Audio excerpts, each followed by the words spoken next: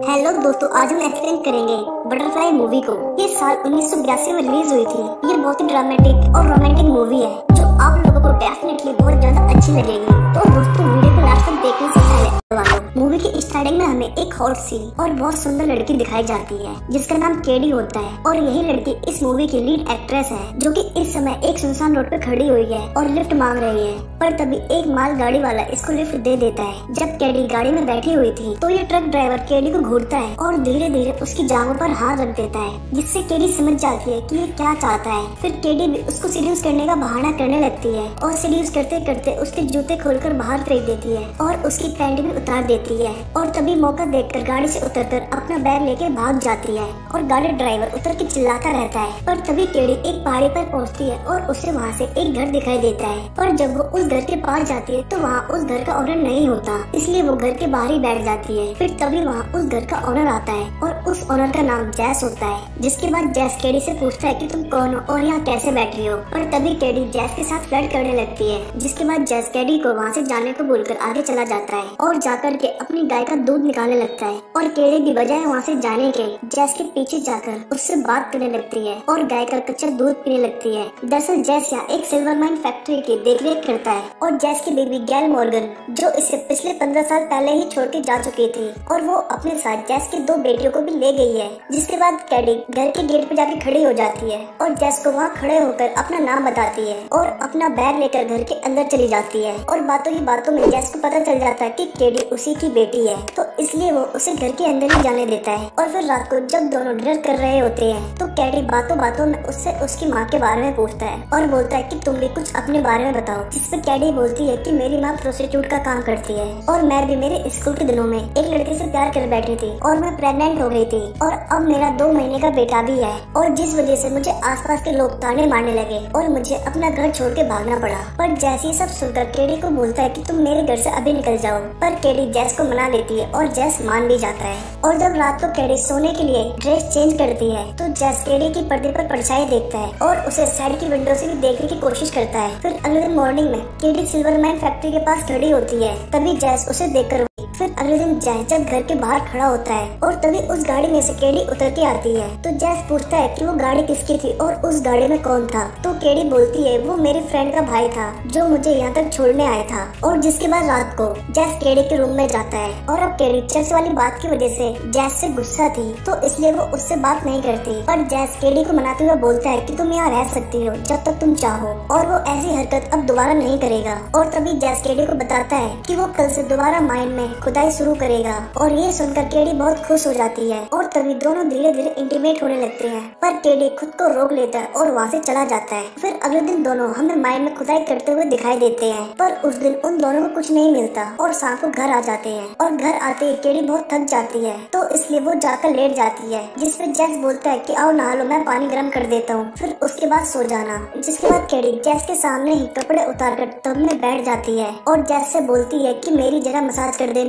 और जैस केडी की मसाज करते हुए केडी में खो जाता है। पर तभी जैस आगे बढ़ता वो उससे पहले अपना हाथ हटा लेता है। पर तभी केडी बोलती है प्लीज करते रहो, मुझे अच्छा लग रहा है। पर जैस मना करते हुए बोलता है मैं ये सब नहीं कर सकता, तुम मेरी बेटी हो। पर केडी बोलती है मैं एक औरत भी हूँ। और फिर अगले दिन वो दोनों माइंड में खुदाई कर रहे होते हैं जहाँ इन्हें इस बार बहुत सारी चांदी मिलती है और ये दोनों काफी खुश थे। जहाँ खदान के ऊपर एक आदमी खड़ा होता है जो उनकी सारी बातें सुन रहा था और उन्हें देख रहा था। जिसके बाद केडी और जैस दोनों ही चांदी बेचने के लिए बाजार जाते हैं। पर तभी केडी जैस को एक शॉप के बाहर गाड़ी रोकने को बोलती है और बोलती है कि मैं जब तक कुछ शॉपिंग कर लूँ तुम चांदी बेच के वापस आओ। पर जब जैस चांदी बेचकर वापस आता है तो केडी उसे वहाँ नहीं मिलती और वो दुकानदार जैस को बताती है कि केडी सामने वाले पब में गई है, जहाँ जाकर वो केडी को एक आदमी के साथ डांस करते हुए देखता है। और कुछ देर तो जैस भी बैठकर केडी को देखता है, लेकिन जब काफी देर हो जाती है तो जैस केडी का हाथ पकड़कर उसे घर ले जाने लगता है। पर केडी घर जाने से मना कर देती है और बोलती है कि मैं आज इन्हीं के साथ जाऊंगी, मेरा भी कभी कभी खुश रहने का मन होता है। पर केडी जैस की नहीं सुनती और वो जाने लगती है।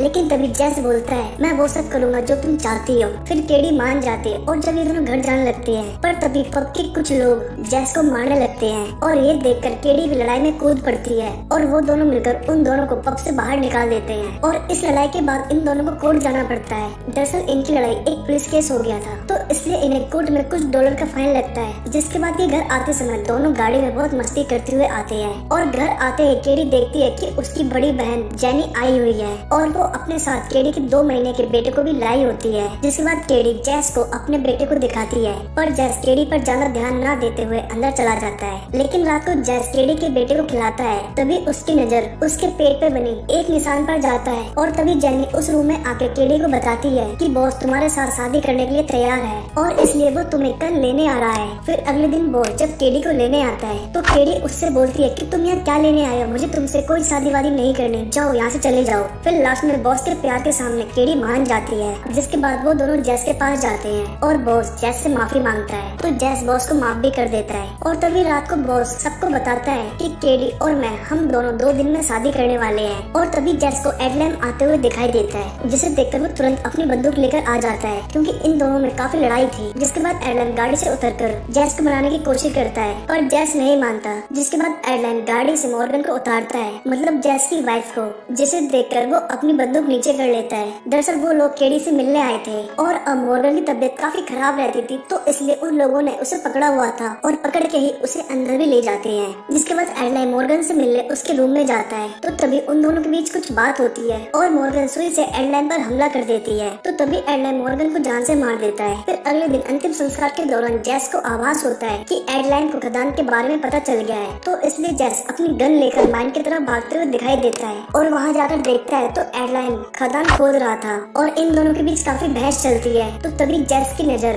एडलैम के पेट पे बने एक निशान पर पड़ती है और ये निशान बिल्कुल केडी के बच्चे के पेट पे बने निशान की तरह था तो इसलिए जेस समझ जाता है कि वो बच्चा बॉस का नहीं बल्कि एडलैम का ही है और इसीलिए मॉर्गन भी एडलैम को मारना चाहती थी और जेस तभी उसे गोली मार देता है। पर मरते मरते एडलैम जेस को बताता है कि ये निशान लड़कों पर ही आता है और केडी तुम्हारी बेटी नहीं बल्कि मेरी बेटी है तो इसलिए उसके बेटे पर भी ये निशान है और उसकी लाश को गहरे खदान में फेंक देता है। जिसके बाद जेस बॉस के घर जाता है और उसको बताता है कि जो केडी का बेटा है वो असल में तुम्हारा बेटा नहीं है बल्कि वो एडलैम का बेटा है क्योंकि उसके पेट पर जो निशान है वही निशान एडलैम के पेट पर भी है। दरअसल जेस बॉस और केडी के बीच में ये आग इसलिए लगाता है क्योंकि अब जेस केडी को पूरी तरह पाना चाहता है क्योंकि वो समझ चुका है कि केडी मेरी बेटी नहीं बल्कि एडलैम की बेटी थी। फिर अगले दिन केडी और बॉस की शादी होती है तो इसलिए केडी भी दुल्हन वाले कपड़े पहनकर घर के बाहर खड़े होकर बॉस का इंतजार करती है पर बॉस उसे लेने नहीं आता, जिस वजह से जेस काफी दुखी हो जाती है। फिर रात को जब वो दोनों डिनर कर रहे होते हैं तो तभी जेस केडी की जान पर हाथ रखता है। जिसके बाद जेस केडी को बताता है कि हम कल से खदान में दोबारा खुदाई शुरू करेंगे, जिसपे केडी काफी खुश होती है। फिर अगले दिन जब वो दोनों खदान की तरफ जा रहे होते हैं तो रास्ते में केडी गिर जाती है और जेस उसे उठाने की कोशिश करता है पर तभी केडी जेस को भी गिराकर उसके साथ इंटीमेट हो जाती है और उन दोनों को इंटीमेट होते हुए मोक देख लेता है और खदान पहुंचकर पूरी तरह से एक दूसरे की बाहों में खो जाते हैं। और फिर अगले दिन जब वो दोनों